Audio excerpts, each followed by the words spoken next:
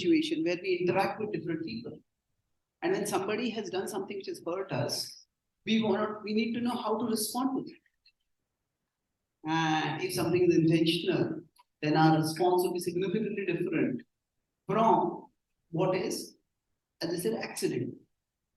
Now there is actually, in between these two, there is something more. Because intentional is one thing, and as I said, accidental.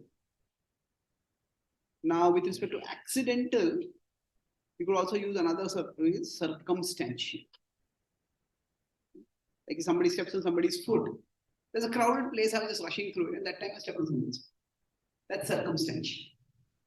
But there could be something more which is there, and in between is something which is conditional. Now, conditional doesn't depend on conditions. I'm meaning it is arising from conditionings. So let's try to understand the difference between these three. That intentional, let's look at examples. So when Ravana abducted Sita, was that intentional, circumstantial, conditional? Intentional. It was clearly intentional. He had a full intention of abducting Sita. In fact, we know that because, how do we know that? Plan. Yeah, the clear plan. It is well thought out. And it was, if you could say, it was abuse of his intelligence to make you could say, almost a cold-blooded scheme to plan it. That was intention. Now, if we go to another situation where, when I say something is circumstantial, means in the circumstance somebody does something wrong. So if we consider, there is another incident in the Ramayana which occurs in the middle of the Ramayana, when Lord Ram saves or restores Sugriva's kingdom to Sugriva. After that, Sugriva promises that I will help you in finding Sita. But then the rainy season starts. And now we may say that, okay, they decide to stop the search. It may seem a little strange if somebody's family member is lost, if our child is lost somewhere. And when we say it's raining, we'll stop searching. It may seem a little strange, but this was torrential rains. And according to some other later retellings of the Ramayana, it is that Wali was actually the son of Indra. And Sugriva was the son of, you remember? Surya, yeah. So because Indra's son had been killed, so Indra showered down rains in an unprecedentedly severe way. And that's why they just couldn't search for Sita. So they decided to stop for 4 months.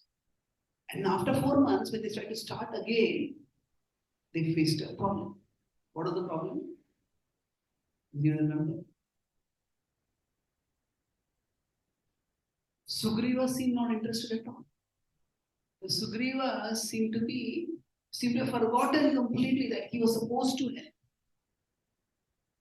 And he was just lost in his own enjoyment. And in that situation, when he was lost in his enjoyment, he had to be warned. First, Hanuman reminded him. Then Tara reminded him. Tara was Wali's wife. And then Lakshman came, and Lakshman was furious. Lakshman reminded him. By that time, he realized something is seriously wrong. I have to fix this. And then he started working to fix it. He immediately called his monkey groups from various places and he started sending them in various directions. Now, in this case, he actually did a mistake. So going back to the earlier point, was it a mistake or a misdeed that he forgot to fulfill his word to Ram? Mistake. No, but there also, actually, Lakshmana is very strong. And he says that among all the sins, he says, betrayal arising from ingratitude. It is the worst of sins. A very interesting concept over here. He says, now in different contexts, what is a wrong action, what is the right action, and what is the worst of all wrong actions, that might be explained differently. But this point of ingratitude, by which one not only fails to keep one's word, but one actually does something against one's word, that is very serious. And let's try to understand why. In general, for us to function in life, we at a basic level need to trust each other. Our trust can be misplaced, no doubt. Sometimes we may invest our money somewhere and that particular place might crash, or that person might steal the money and just go. It might be a scam or it might just be circumstantial. And yes, we may become more cautious. But leave alone in our relationship with God, where we need trust, where generally the word uses faith over. But we need trust in every situation in life.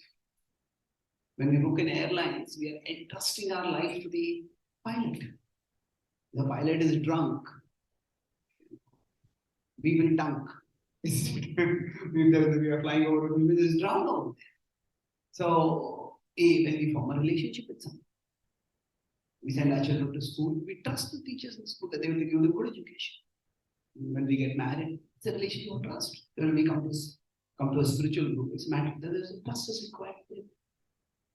And when trust is betrayed, depending on how a person responds to it, that when we do something good for someone, and then there is a difference between gratitude and obligation. They're not the same thing. In gratitude is, I feel you have done something good for me, and I would like to do something more in return. Now, when we feel obliged to someone, in one sense, gratitude is more voluntary, and obligation feels more bound. So, say if we have borrowed money from someone, and they were kind to lend the money to us. Now we are grateful, but we also feel obliged. Yeah, I have to return. So now, in one sense, the two seem to be similar, but there is a significant difference. Generally, if we feel obliged to someone, then the sense of obligation can sometimes create a distance between two people. Why? Because if, for example, the other person is constantly demanding, you didn't do this, you didn't do this, you didn't do this, you didn't do this, then what happens is that expectation from one side creates a sense of burden on the other. And then, so what happens if two people are obliged, one person is obliged to the other person, then the second person starts avoiding the other person. Avoidance. Using this the arrow in the sense that the person goes away from it. They go away from there because I don't want to be this person. It's constantly this person reminds me, I have to do this, I have to do this, I have to do this. Whereas gratitude, if it is there between two people, then the person feels inspired. Oh, this is a nice person, this person helped me. What can I do to respond to this? So in general, when we do something good for someone, most of us, we may expect that the person should be at least courteous with me, maybe help me in my time of need. But that's just a normal human reciprocation. If we have to constantly remind that person, I did this for you, now you should do this for me, then neither the giver nor the receiver is very palatable. So now this is at least the first level. So when there is something good done and the other person doesn't reciprocate, then at one level there could be a sense of obligation which creates a strain in the relationship. But even worse is the other person does not return the favor, but the other person just pretends as if the favor was never done. At least in the first case, the person is being obliged, that's why they're trying to avoid. Okay, so that's the first level. The second level is if you do some favor to someone and that person doesn't even remember that we did something. It's like we lend them some money and then this is when are you going to return this? When did I borrow money? It's infuriating. It's so what the first level is avoidance. The second is forgetfulness. That is even more infuriating. But the worst is when we do something good for someone, one the other person doesn't repay the good, doesn't person even express acknowledgement that I have done something, we have done something good for him. The third is the other person actually hurts us. We do a favor to them, and that person does a disfavor to us. We help someone, and that person harms us.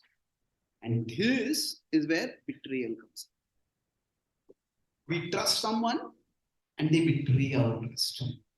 So in army, there are two. One of my friends is in the Indian Army. There are two kinds of wrongdoings which are considered very serious. One is being a deserter, and the other is being a traitor. So now deserter itself is bad. That if you're in the army, you're supposed to fight and you see the enemy and you say, hey, it's 2 days, I can't fight. There are no way back. Hell, if you're a part of a team, the team is counting on you. You have to be there. So deserting is bad enough. But you're fighting on the battlefield and suddenly the person next to you is not shooting, the other person turns the gun and shoots at you. It's being a traitor. It's even worse. So in our relationships, when we function with each other, in general, for a person to function, trust is very important. The person cannot trust anyone else. They just cannot get along. Now, of course, we could say there are two extremes. Somebody can trust too easily or trust too much, trust too fast. And if we start trusting everyone, we will be naive. And if we are naive, people will take us for a ride. On the other hand, if we trust too little, if we don't trust anyone, the only result of this, we will be lonely. We don't open our hearts to anyone. We don't let anyone inside. And then a person who cannot trust, not only will they be personally lonely, they can't do much in life. Because how much can we do alone? We need to link with people. We need to work in a team. The world is a big place. You have to do something. We have to work with others. So both of these can be problems. Now, the balance stages, trust with intelligence. So don't be naive, but don't be too trusting, don't be too suspicious. So now, in this case, Lord Ram and Sugriva had met for the first time. If you consider, Sugriva had heard about Ram, the King Dasharatha, the famous king, and the Ayodhya dynasty of Raghus was a well-known dynasty. But they had not met. And Sugriva had been struggling barely to survive from the many assassins that Wali had sent. And Lord Ram helped him not only save his life, but reclaim. He reunited with his family. He got the kingdom. And Lord Ram also helped him eventually patch up with Wali. He talked with Wali, he talked with Sugriva and helped them. There was a deathbed reconciliation between the two of them. And in that sense, Lord Ram had done a huge favor for him. And now there was something to be expected. So in general, if someone is betrayed, so I'm elaborating on this whole point. Why does the Ramayana say that ingratitude that leads to betrayal is the worst of sins? That's what we are discussing over here. One is, as I said, trust is the foundation of relationship, of functioning in life, not just relationship. It is functioning in life to be emotionally healthy, to be socially effective. We need to be trusted. So it may take more time for some people to trust, some people may take less time, that's natural. But everyone needs to be able to come to that level where they can trust. So we could put this another way, that if we are functioning in life, doubt is like a brake, and trust is like the accelerator. If we consider life to be like a drive. Now, what is going to happen is, imagine if you are driving a car and you're only pressing the brake, the car will get nowhere. So your person is constantly doubting, that person will not get anything. Leave alone spiritually, even materially, the person cannot get anything. On the other hand, imagine a car which only has the accelerator and no brake. Keep pressing the accelerator. Too dangerous. So we need, first, we could put it another way, is that just as a car needs both the accelerator and the brake.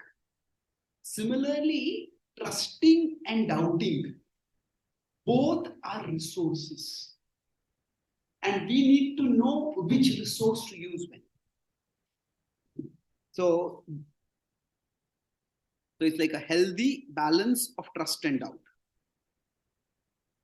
So how does one determine it's healthy? How do we, say, while driving, for example, how do we know whether we are balancing the brakes and the brakes and the accelerator properly? It is essentially by whether our car is moving forward, whether we are moving smoothly, whether we are moving safely ahead. If not, then there's something wrong. If our car is too jerky, if our car is too slow, if we're constantly veering off the road, constantly hitting the pavement, something wrong. So basically, we know the healthy balance is through it's smooth and safe. Similarly, some people, they're constantly doubting us. Where were you at this time? What were you doing? What did you do with it? What did you do with that? If people don't feel that they are trusted, then they also become resentful. But on the other hand, if somebody is somewhere on the doing some, we see some red signals, and they don't talk about it, then the person will just go off, do something which may hurt them, hurt us. So that finding that balance is not easy, and especially if someone is betrayed.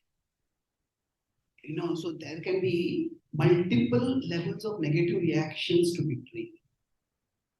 Betrayal can be in close relationships, betrayal can be in business, betrayal can be in various places. Versus that, it is one level which will naturally happen is he will feel bad. And how did I misunderstand? How did I not see the signals that something was wrong with this person? How was, you can say the first level is, how was I so blind about this person? Couldn't I have seen something? Was there something to see which I missed out? That feeling is actually there. That's not a bad thing. But it's one thing to be concerned about the fact that we trusted them. It's another thing is, okay, this person is not trustworthy. So basically, we realize this is focused on this person. Is that particular person is not trustworthy. But what is worse is, from there, if we go further and say, no one is trustworthy.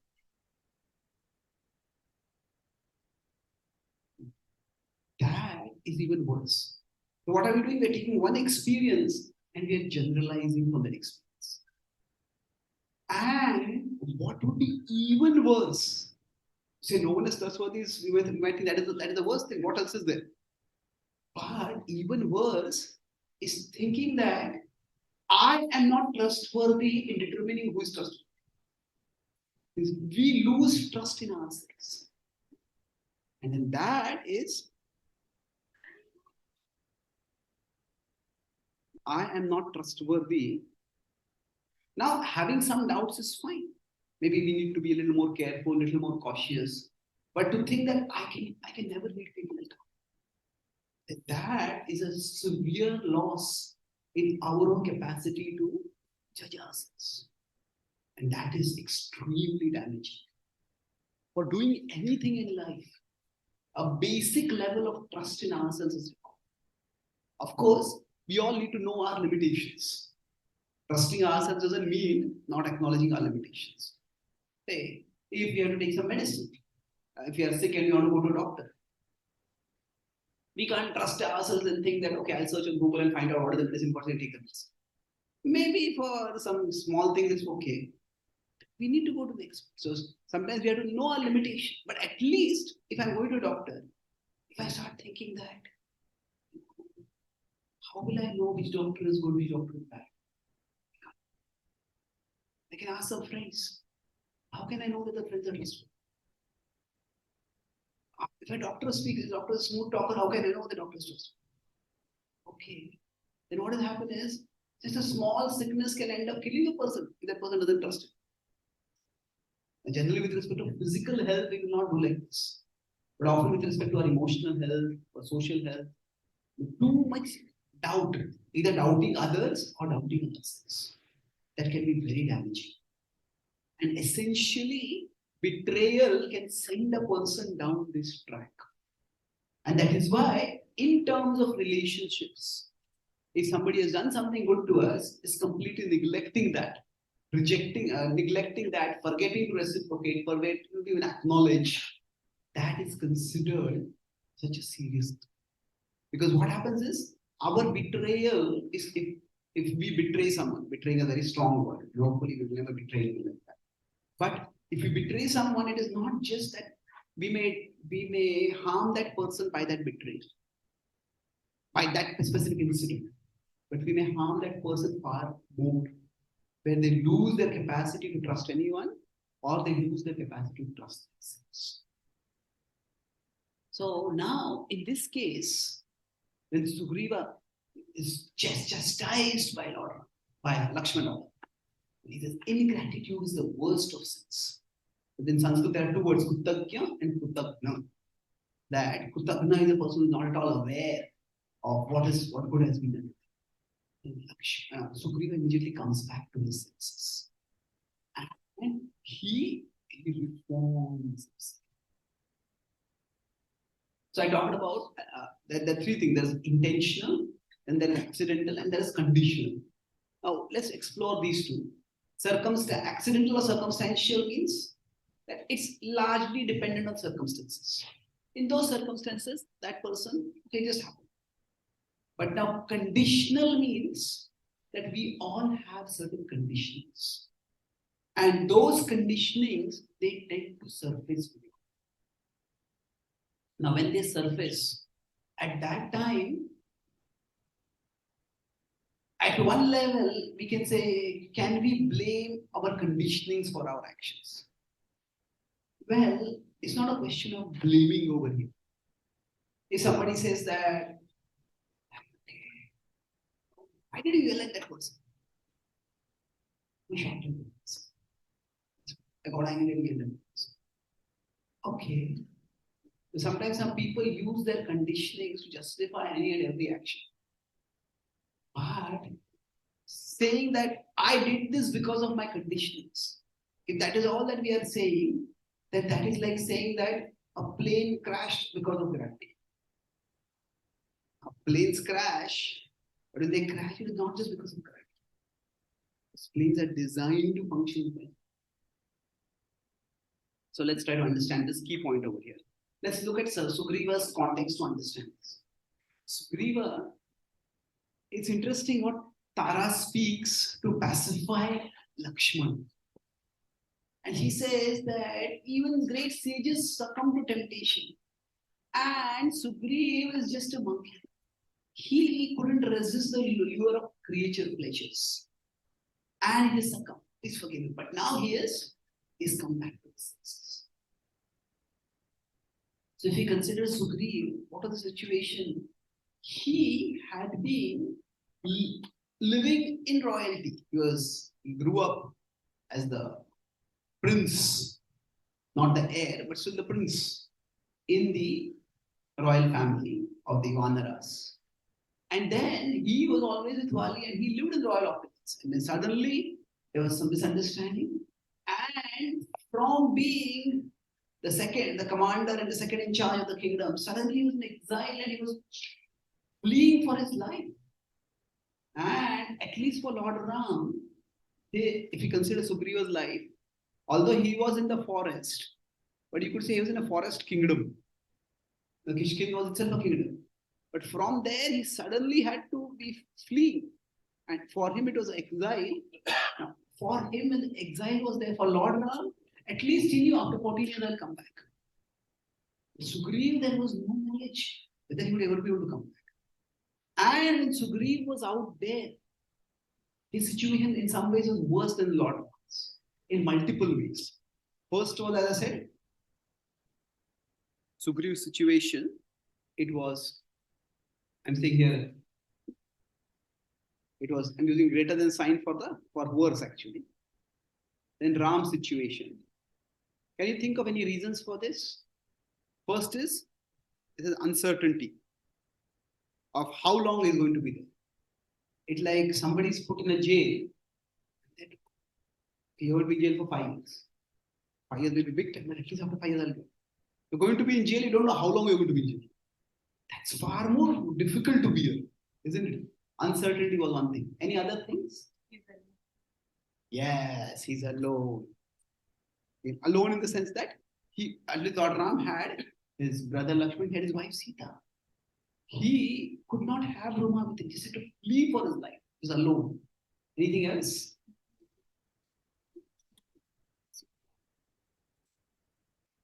Yes.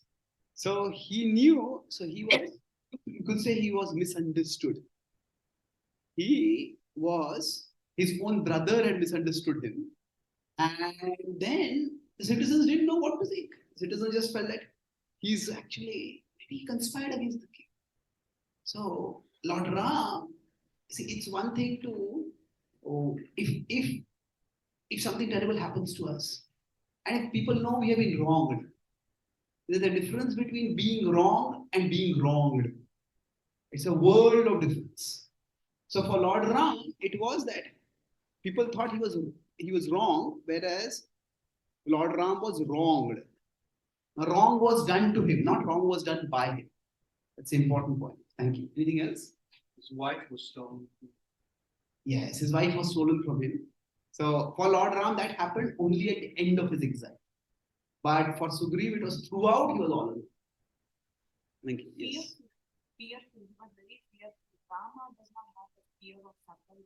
Yes, he was constantly threatened. There was no, it was not that Bharat or Kaikeyi or anyone was sending people out to kill Lord Ram in the forest.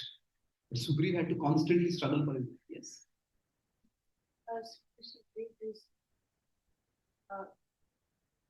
His own brother banished him. Again, that was similar. I was thinking that Sugriv, his own brother banished him, but then I realized that Ram's his like own family member also.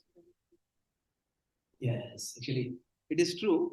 You could say it's a good point over here. So you could say he was misunderstood by citizens, and he was hated by his brother. His own brother had done that to him. So Lord Rama was not hated by him. You know, it's generally most of us, we don't like it if someone dislikes us. Unless, of course, we want that person to dislike us. Some people get some joy in that. But generally, we would like to be liked.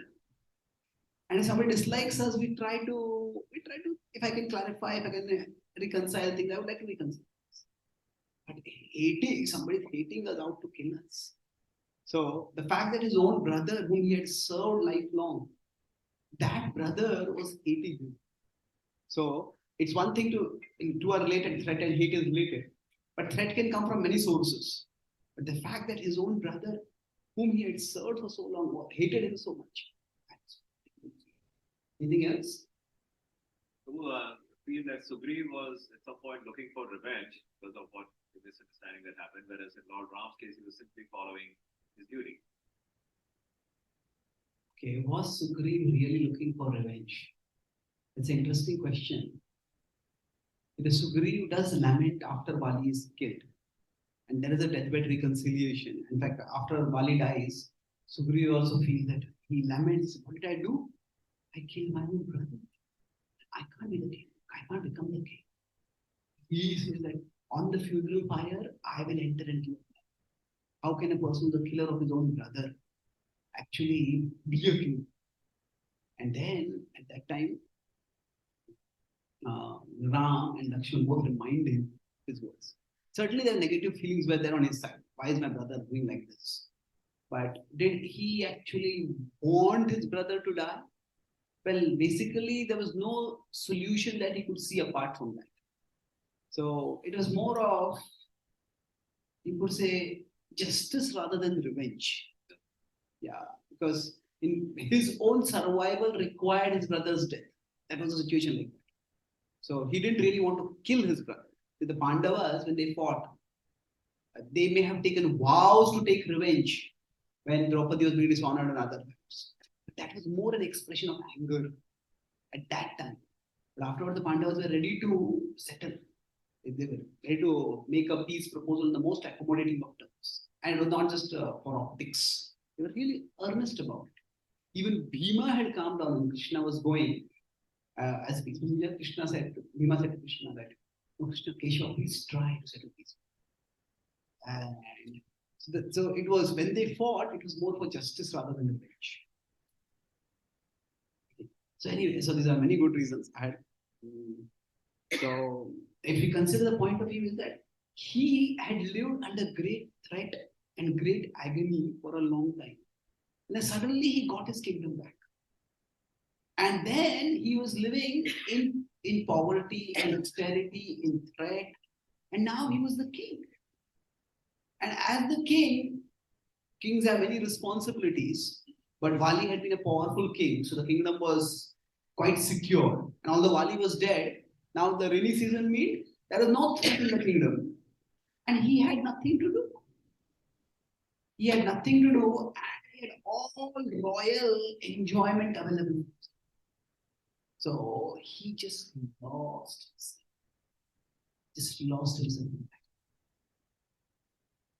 And he, for several months, just reveled in sensual pleasures. So it's like, suppose, we are all alone. Sometimes people have this nightmare fantasies. You're all alone on an island. There's nothing to eat. And then you have to live on your own skills. You have to break down trees and make a cottage, and you have to find fruits and survive. But take the opposite fantasy. If you are all alone in a palace, with lots of food to eat, lot of internet to serve, lots of things to enjoy, and nothing, no obligation, and it's very easy to succumb to that temptation. So that's what happened to Sura. So although Lakshmana was angry with him, but it was conditional in the sense that in those circumstances, anyone could have done the same thing. So generally, when we think about a person's actions, those actions we think either they did it because they're a bad person, or they did it because they were unaware. But in general, what happens is there is this third factor, circumstances.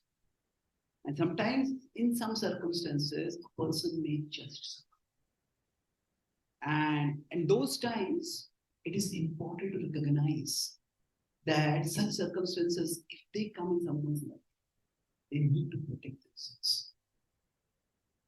A key to trusting ourselves is to know when to not trust ourselves. If we are to be trustworthy, then we need to ourselves be able to evaluate when I can't be trusted. The person is going to, if an alcoholic is going to recover from alcoholism, then they need to know. If they're thinking, okay, I was with my old friends, I've drunk many times before, but I can go with them, nothing is going to happen. Well, thinking that nothing is going to happen is going to be the cause where a lot is going to happen. We all have our weaknesses. And recognizing those weaknesses is the key to being able to trust ourselves. That. So generally we think simply being trustworthy means we make our give a word and keep the word. Well, that is true, But when we will not be able to keep our word, we have to be able to assess that. If we are in circumstances where it's unlikely for us to be able to keep our word, then acknowledge that. So, to be trustworthy, it is important not just to honor our word, it's important, but it's also important to put it this way. This is 1 and 2. Before we can honor our word, it is to assess our capacity. What can we do, what we can't. And if we don't understand that, then we may make a commitment, but we will not stick to it. And it's not because we are a bad person, it's just that is not our capacity. In the case of Sugriv, there is another later incident. Ravan was devious in his own way. And when Lord Ram's army, basically the Sugriv's army, who was visiting Ram, they had come near Lanka. At that time, Ravan sent a messenger. And he said to Sugriv, I and Vali had a very good agreement with you. We had a good understanding. Actually, it was not an agreement, it was a submission. Ravan had been very arrogant and he had tried to attack Vali. And later he tells Ram and Vali was performing his Gayatri and Ravan came and attacked him. And while performing his Gayatri, Vali just raised his arm and caught Ravan in his neck. And then Ravan couldn't do anything. Ravan was completely mortified. Now, at that time, Ravan, he just accept that he's stronger. That's the only place where he accepted it. But eventually they had made an agreement. And he says, I won't mess you with you, you don't mess with me. So he said, we had a good agreement. I have never antagonized you in any way. And my agreement was with the honor and honesty. So he said, if you stick to that agreement, then I will give you a lot of gifts. He tried to tempt Sugriv at that time. But Sugriv didn't even entertain the proposal. Sugriv was immediately able to reject. He said that by abducting Sita, you have connected a human. I would not have reconciled with you anyway. But now that I have given my word to Rama, there's absolutely no question. There's a complete rejection without even needing a pause to consider. So what was the key difference? There, in his own kingdom, Sugriv forgot. He completely forgot. But here, he was immediately able to reject. So there he gave into temptation, but here he just rejected temptation. And the key difference was that he was more purposeful over here. He was not only having a clear purpose, but he was engaged in that purpose. So when we say purposeful, it is not just clarity, but also activity. Clarity means what do I want to do? And I am doing that.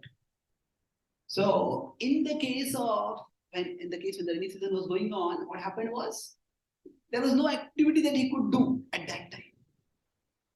And in general, our determination, we may have a particular purpose in our mind, we want to pursue it. But if there is no tangible activity done in that direction, then we may end up starting doing other things. If we don't stand for something, then we will fall for anything. So in that situation, he just succumbed to temptation because there was nothing that he was doing. So for us, temptations may keep coming in. We can't ever live in a world which will be temptation.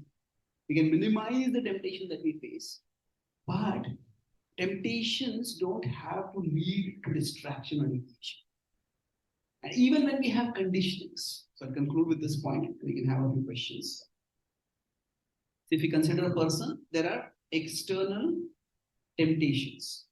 Now, in some ways, we can minimize them, but we can't stop those temptations. And then there are internal conditionings. Now, we all have conditionings, and we can't eliminate those conditionings immediately. They will get purified with the practice of bhakti, but it will take time. So, what can we do about this?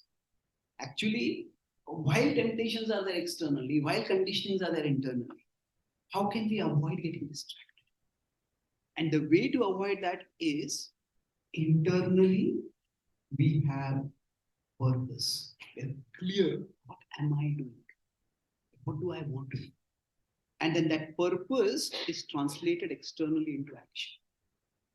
When that is clear, this is what I want to do, and these are the steps I'm taking in that direction. There will be small steps. Sometimes you can take big steps, sometimes you can take small steps. But if you're doing that, then the likelihood of succumbing to temptation is much lesser.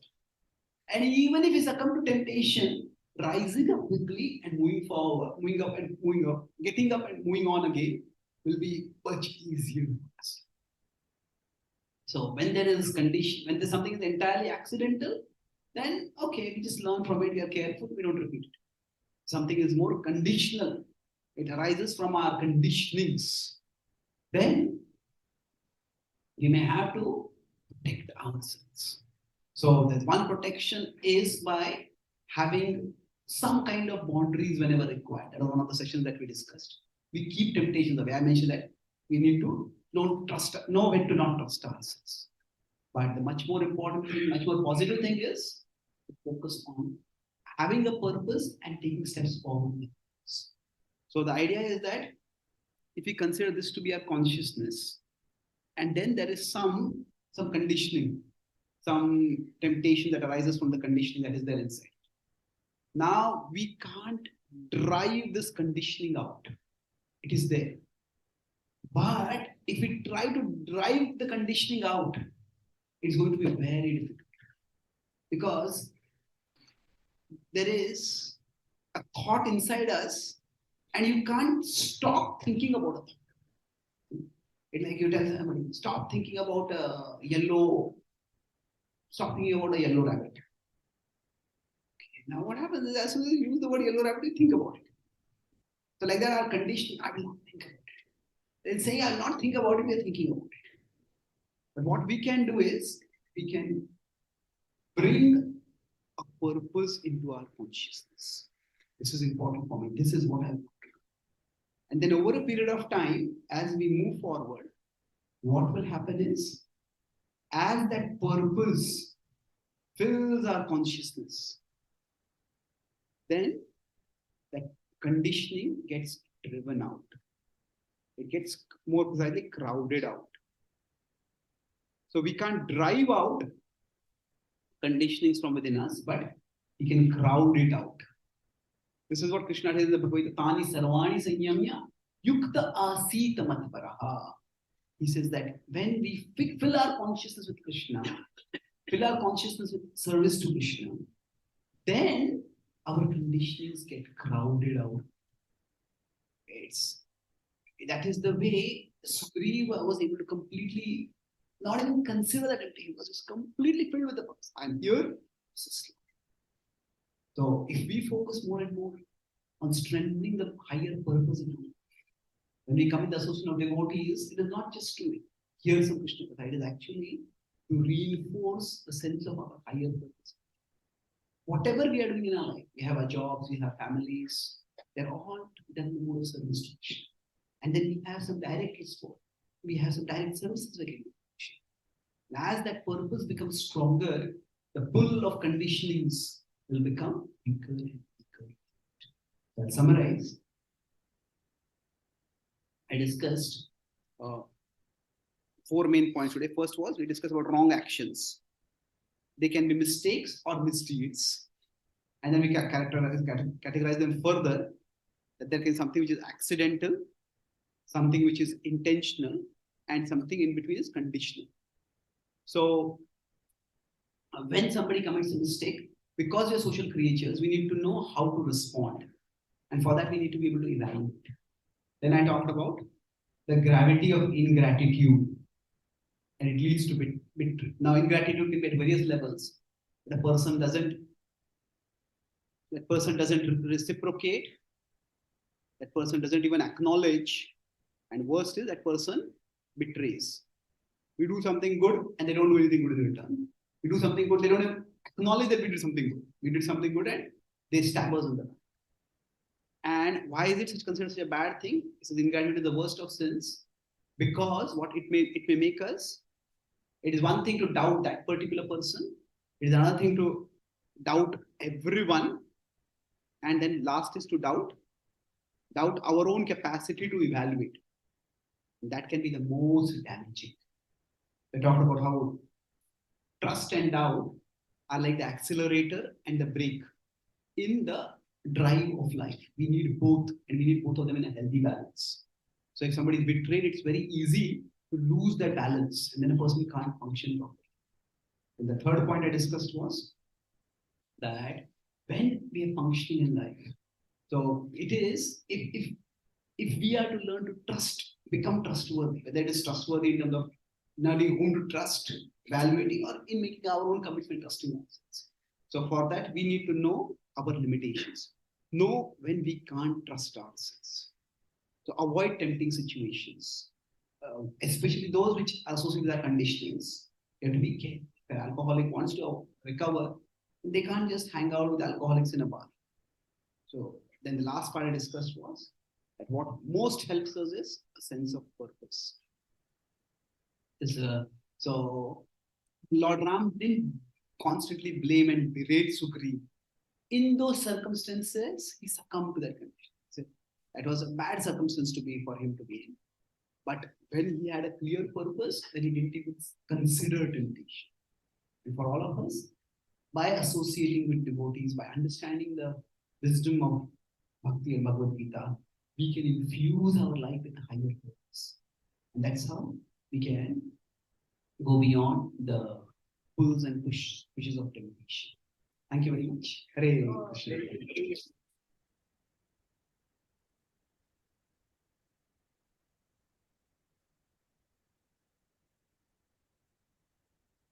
Yes. So, Yes, microphone. microphone. I'll start anyway. So in the end, we talk about purpose, and the purpose is ultimately to do more than just drive out the conditions, but is to become completely a lover of God. Yes. So can we as devotees actually understand that our purpose in life is to chant the holy name purely, and then give others the opportunity to also chant the holy name purely. And that's what Prabhupada gave us, a movement where we would become purified and help others become purified. So can the Mahamantra, Hare Krishna, Krishna Krishna, Hare Hare, can that replace purpose? That is the purpose, chant the holy name. Is chanting the holy names the purpose? Yes, of course, the Yoga Dharma. Along with that, my understanding is that each one of us has a particular swabhav in them. See, in the Bhagavad Gita, there are only two verses which Krishna repeats. One is Manmana Bhav Mad Bhakto, which is about devoting ourselves to him. So we could say that these two repeated verses, one is about our spiritual nature. That is, we have 934, 1865. Krishna says, absorb yourself in me, become devoted to me. So that we can say that associated with our spiritual nature, which is associated with chanting the holy names. But Krishna also talks very strongly in terms of our material nature, that we all have a swabhava, and we need to act according to our swabhava. I believe this is 334 and 1840, 45, okay, 45, 40, 46, one of those verses, 46, 47, one of those verses. Shreyan Swadharma Viguna Paradharman Samishti. So Krishna says we all have to act according to our nature. And so we could say our purpose in this world is twofold. One is we ultimately want to realize our spiritual nature and become absorbed in loving Krishna. But while we are doing that, we also have a body and a mind with a particular nature. And we need to align ourselves with that. And then different people contribute differently. So a person with a more intellectual nature, they'll contribute to study, through education. A person with a more administrative nature, they'll contribute in a different way. So sometimes, if if our material nature is neglected too much, then that leads to dissatisfaction, and that dissatisfaction can interfere with our spiritual connection with Krishna. So yes, we could say that ultimately our purpose in life is to relate with Krishna through all aspects of our being.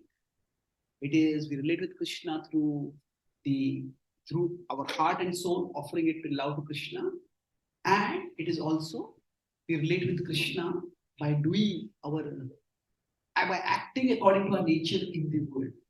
So Mam Anusmara Yudhyacha, Krishna says. So bhakti has two aspects to it. One is immersive bhakti. We immerse ourselves Krishna, turn away from the world, just focus wholeheartedly on Krishna. But another aspect of bhakti is what we call as inclusive bhakti. That where we turn toward the world, we understand that the world is also the domain of service to Krishna. And yes, we would like to inspire everyone to chant the holy names, to devote themselves to loving Krishna. But for many people, if we just chanting purely is the purpose of life, it seems just strange, if not irrelevant to most people. Making that statement without a substantial philosophical understanding. See, there are wars going on, there are people who are starving, there are calamities in the world, and you think chanting is the purpose of life. Am I not going to do something practical? So that is definitely, unless we can explain carefully, what does chanting mean? Chanting doesn't just mean that we turn away from the world and we absorb ourselves in Krishna. Chanting means our heart becomes bound in love to Krishna. And when our heart is bound in love toward Krishna, then that heart is also inspired to help others in a holistic way. So yes, ultimately, that absorption in Krishna, both internally and externally, that is the ultimate purpose of life. Srila Prabhupada put it in a very simple way. Do what you're doing, but add Krishna. Yeah, it's perfect. Thank you, Manish.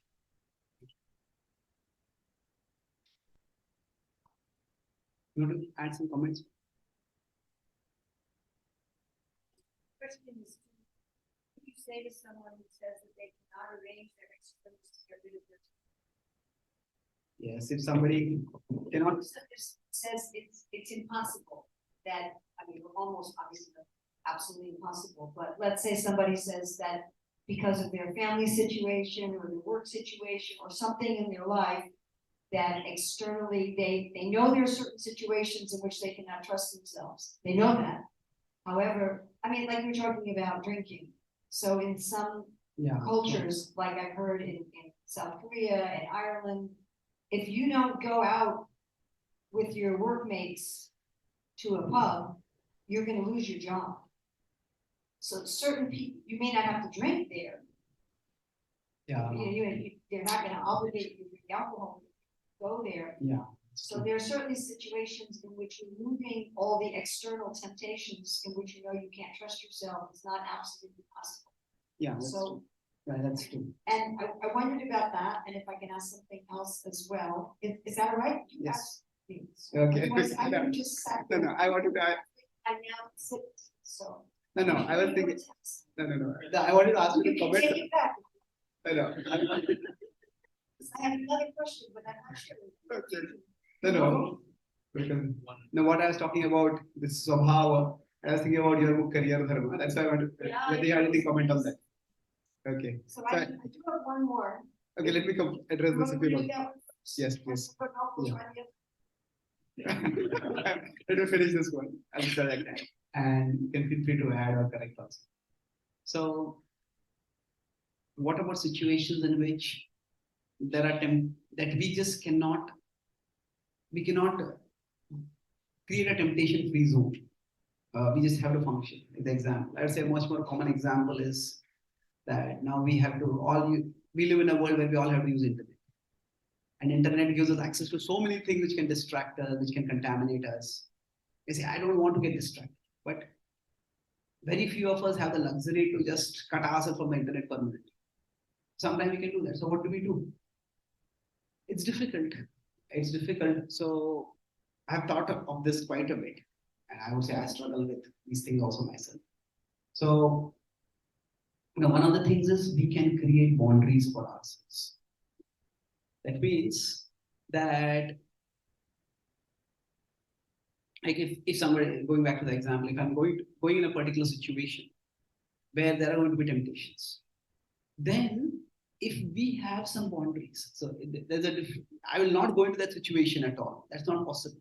But when I go into that situation, if I have someone with me who can just remind me, okay, if I start drinking, I drink too much. Or generally, if we tell about our principles to others, and if we communicate in a respectful way to others, then sometimes telling us that I don't drink because of this, in today's world especially, then what happens? People respect us.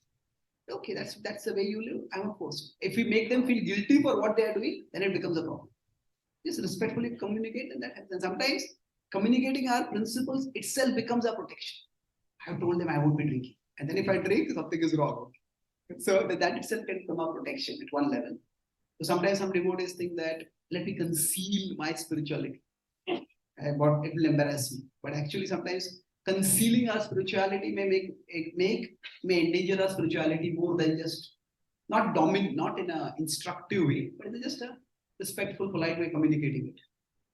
But beyond that, how boundaries can be established?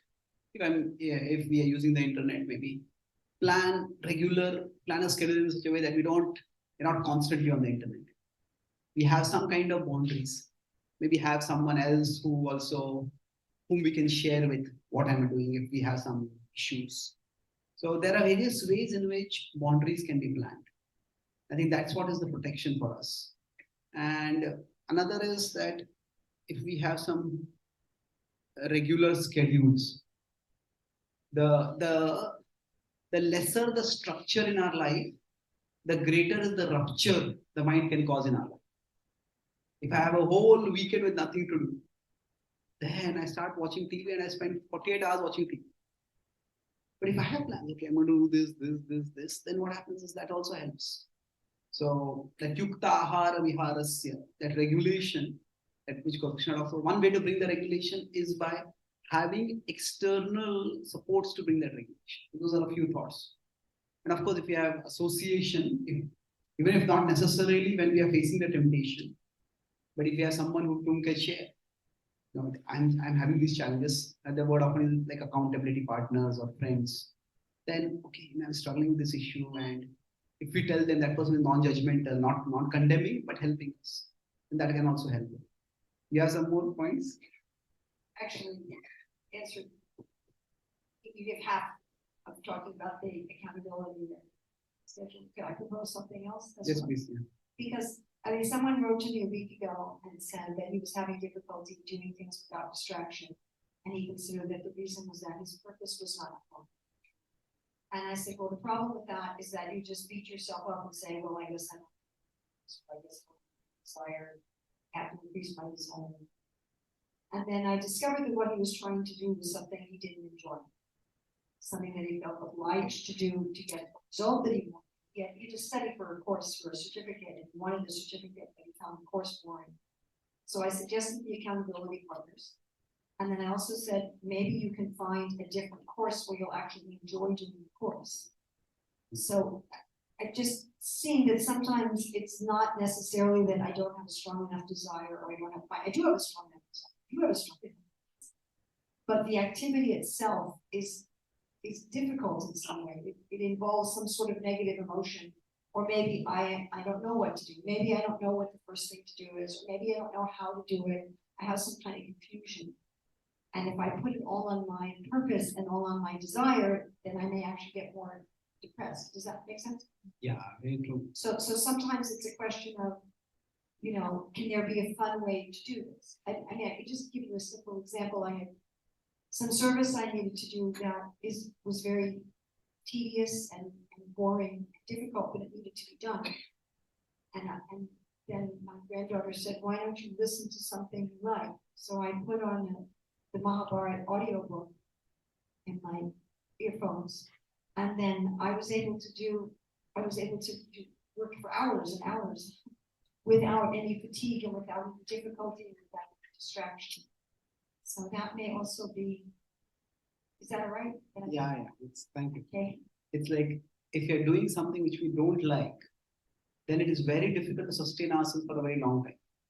So either we have to do something which we like, or we have to bring something that we like into the activity that we dislike in some way. So without that positive emotion, it's difficult to sustain. Thank you very much. Yes, we have. Where are the questions? Where is the mic? Okay.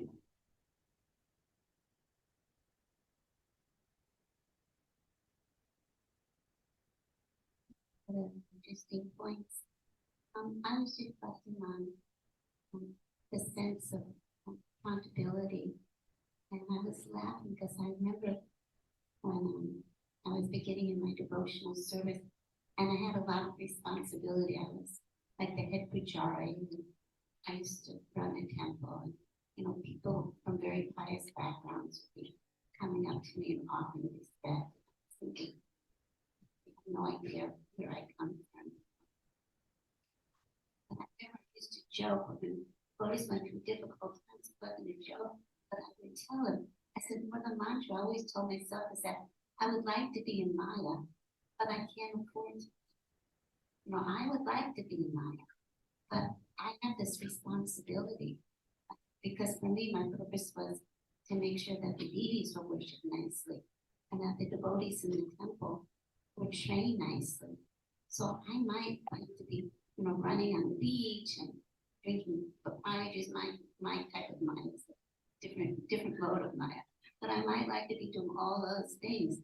But I feel a sense of accountability.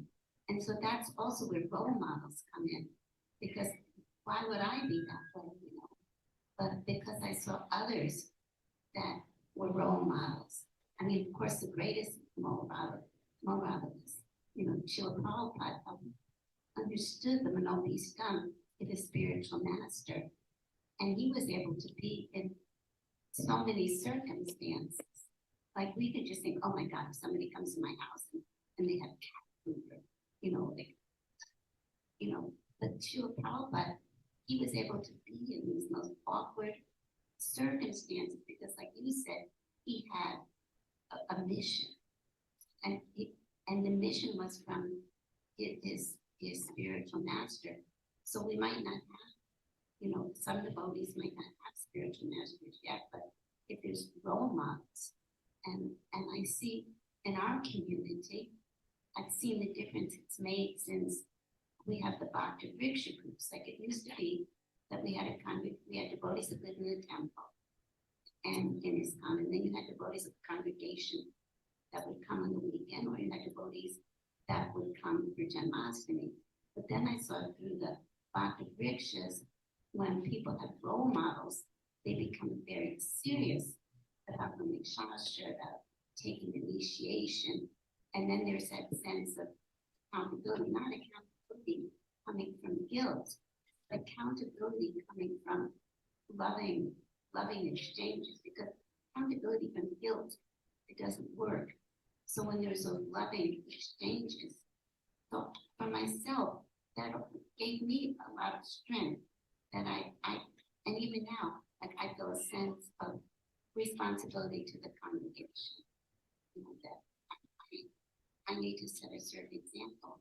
So I was just thinking that is a really helpful way, to stay on track. And some of us have very heavy conditioning. Those of us that have been blessed get heavy conditioning. But also, like just a quick Google was saying the holy name. So we know that ultimately, if we're not absorbing the holy name, we're not going to have strength. And and the importance of going to the holy Dham and getting the dust of the Dham. So I just wanted to share those points. But thank you so much for your wonderful classes. Thank you. So, just one big point to add to this. Generally, when we want to improve ourselves, Sometimes if we have a purpose bigger than ourselves, that inspires us to improve much more than just, oh, I have to improve myself because I want to become better. If we have something bigger than ourselves that that depends on us, that we need to contribute to them. There's something within the human psyche which actually, where when we take responsibility of something bigger than ourselves, that brings out our higher side. It's curious. Many people, even they have serious diseases, they forget to take medicines. But if they have a pet, and the pet is sick, they will remember to give medicines to them. And in order to take care of the pet, they will take care of themselves and they'll give the medicine to themselves. So we all need something bigger than ourselves that we have tangibly is an accountability. Okay. We have time? One last. Yes, please.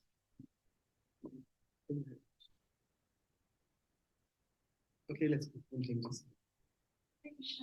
My question was, how do we repair our trust within ourselves if we find that we, anytime the situation arises, we find that we can't trust ourselves? How do we repair our relationship with ourselves?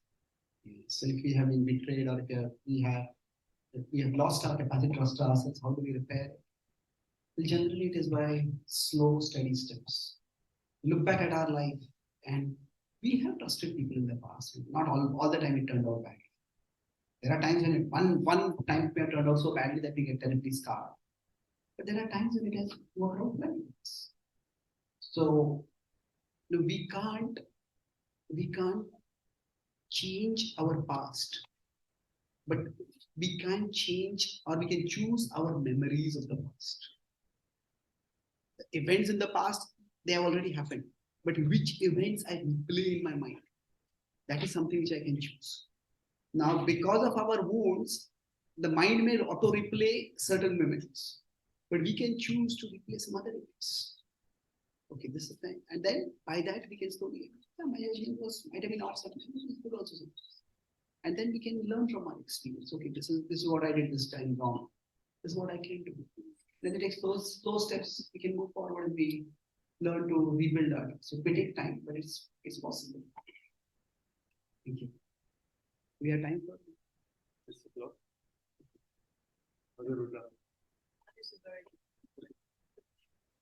Yeah, please. Yeah, please.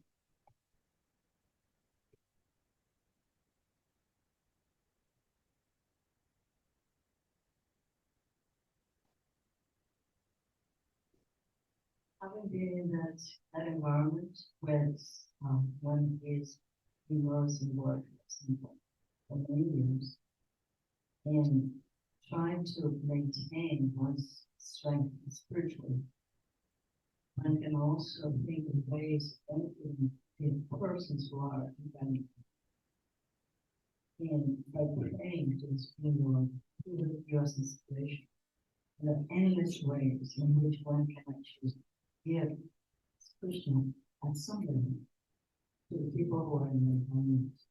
And one way of doing it is to be a role model. The person who is responsible, responsible, is to use a whole work.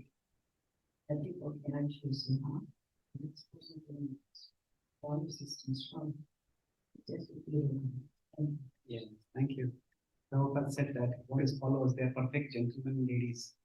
The idea is that wherever we function, if we become role models, not just in terms of our definition of what is a role model, but in terms of what they can understand. They're polite, they're courteous, they're helpful. And that helps us. Thank you very much. Shri Ramachandra Bhagwan ki jai. Shri Prabhupada ki jai. Gaur Bhaktivinoda ki jai. Hare Krishna, Hare Krishna, Krishna Krishna, Hare Hare.